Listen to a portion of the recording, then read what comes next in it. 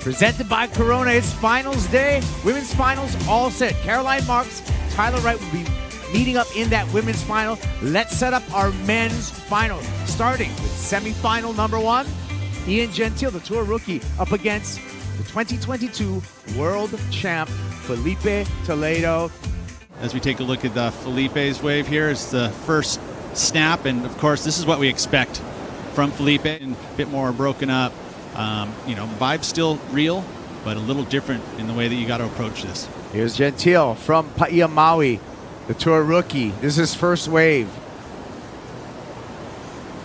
Nice opening snap, just working down the line here.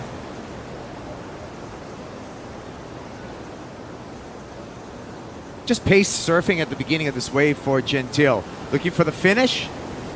Throws the fins on that Mayhem surfboard for finish. He'll have the early advantage over Filipe Toledo, who opened up with a 2.5. Approach, just quick in transition. In contrast to Ian, a little more paced in his approach, but I think he's looking alive and looking spicy this morning, especially in the lip. You know, the little twitch there, getting the fins out the back, keeping that momentum down the line, mixes it up with a nice healthy carve, and then he gets one final move here towards the end. And I like what he's doing here. You know, looking a little bit more energetic in his approach, and I think that's a point of difference on finals day. You got to bring a little bit more energy. Well, his energy in that he's been rolling through this event. Elimination round, he took out world number 5, Jack Robinson. Round of 16. At this point, you've got nothing to lose. You got to go out there free. Don't think about the numbers. No, don't think about the fact that you haven't had an excellent score yet. Filipe Toledo looking quick on the sharp eye, sharp on the rail for that roundhouse carve coming around this corner. Big snap, gets the fins free, no problem. Light-footed through the inside section. Toledo building up speed, pops it, and goes complete. 3.01 will take him to the lead. He's going to go to the lead right now. Here, pretty much solely been on the 3-fin. And why is that? And I feel like the thruster is a thruster for a reason. That's why it's named that. You get speed out of your turn. You get thrust out of your turn. That's what that 3-fin brings to the table, in contrast to the 4-fin, which will give you 2 fins on the rail and allows you to really punch the fins, really accelerate. So it's just a little different feel, and he feels like at this spot specifically that the thruster is going to give him that thrust. You're able to generate your own speed, whereas the quad, you don't necessarily. You can use the wave speed, as we see the rocks there still with this lower tide. We're going to have that tide increasing, but you watch how he accelerates out of his turns. That's what that middle fin will do. It's called the thruster for a reason. You can see the drift there, and you don't see a whole lot of difference in his surfing, and the quality of the turns from whatever board he's riding. There's not a huge difference in the style of surfing. He's always going to be quick, but that's the feel, right? And the feel that he gets out of the 3-fin through the maneuvers. Gentil live action here. Big snap to open up. Coming around this corner. Needs to make up some ground. He's not going to do it. So Gentil also on a 3-fin design thruster. Thruster named by Simon Anderson, the inventor of the thruster back in 1981. Runner-up in Sunset and coming off a runner-up finish at the Surf Ranch. Here we go, Ian Gentil. Looking loose down the line, real loose on that turn. Has to make up for some downtime with that fin release. Gentil pops it up and puts it down.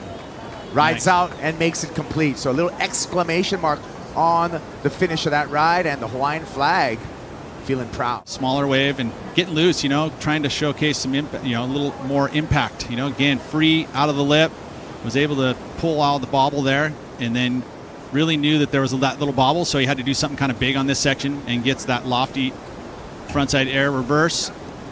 Nicely done. He'll get back the lead here. Working on that explosiveness for the finish, and that was what you were talking about, Pete, to be able to, really create a score. Ian Gentil, I feel his improvement. Smashed in on one of his favorite boards for here.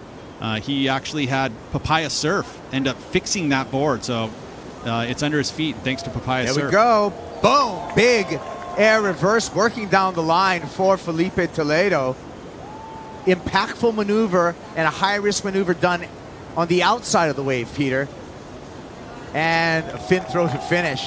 Toledo's right back in it. Yeah, and a point of difference there. Ian did his air reverse at the end of the ride, did that little tail drift at the beginning, little bit more flow out of Filipe to the competitors this morning. Very similar to what it was, even though with the changing conditions. They wanted to see this style and approach of surfing at Punta Roca.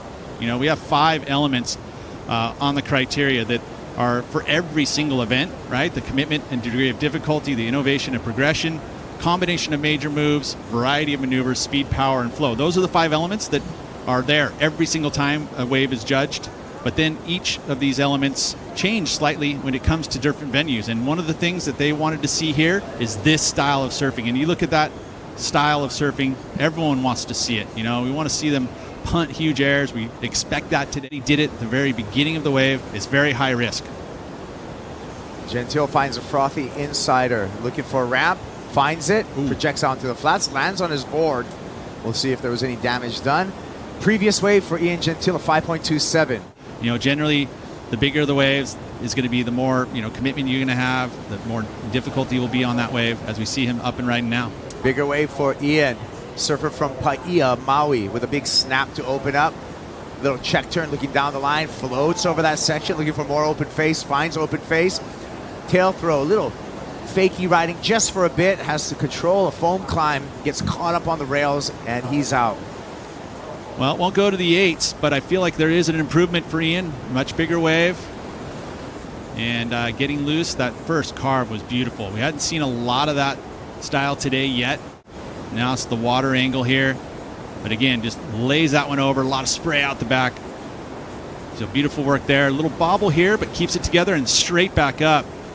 And that was quick reflexes from Ian Gentil. And I do believe this will be an improvement. Most likely going to be his best wave so far. See if the judges agree.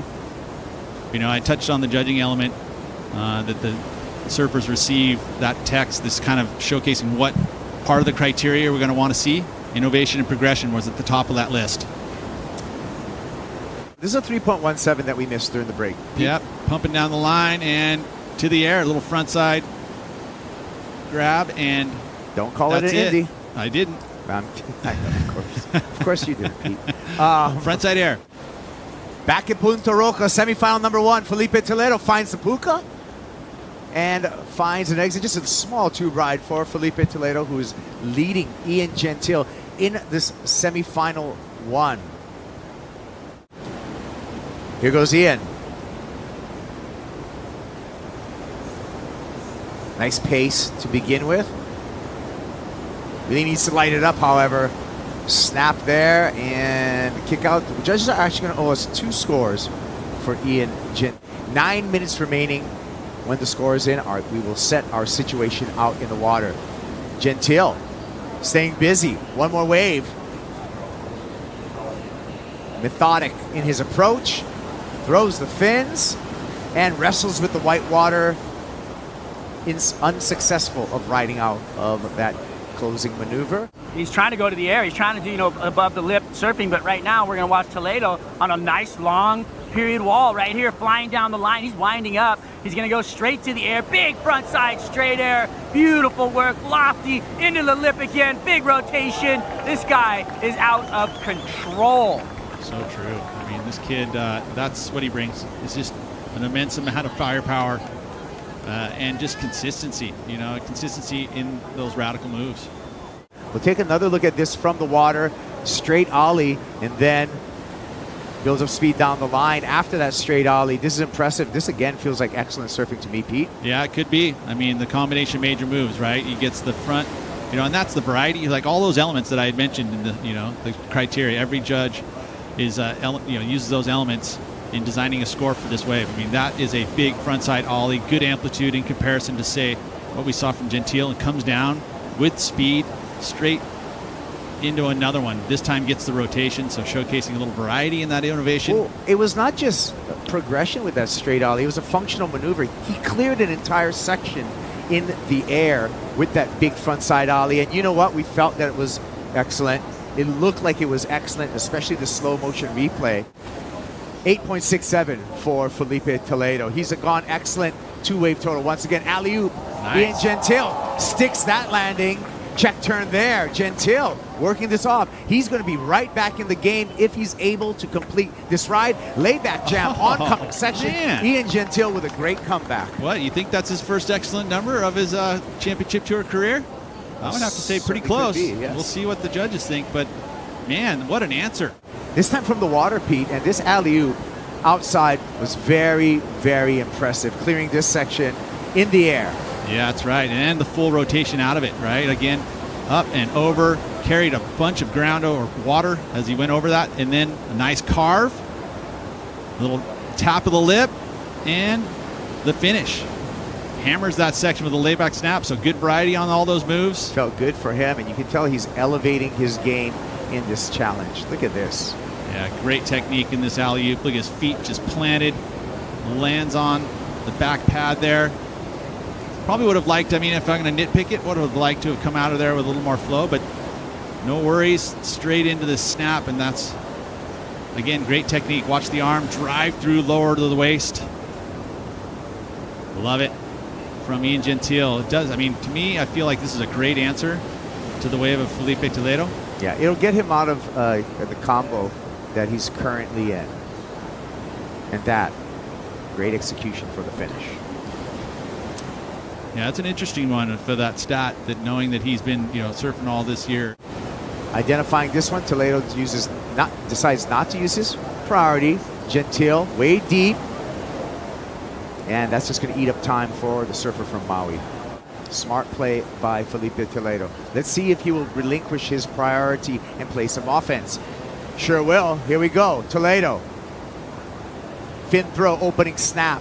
Double pump off the bottom here. Rail garge all the way around. Little fakey riding out of that. Check snap. Inside section. Hucks it. Incomplete. Opportunity now for Ian Gentil. 1 minute for Gentil to turn this heat. Needs an 8.08, and he has priority. Filipe Toledo, back-to-back finals in El Salvador. Gotta love it. I mean, the ability's there, and could see himself once again. This is that you had mentioned, the strong point of the tour for Filipe. Good job done.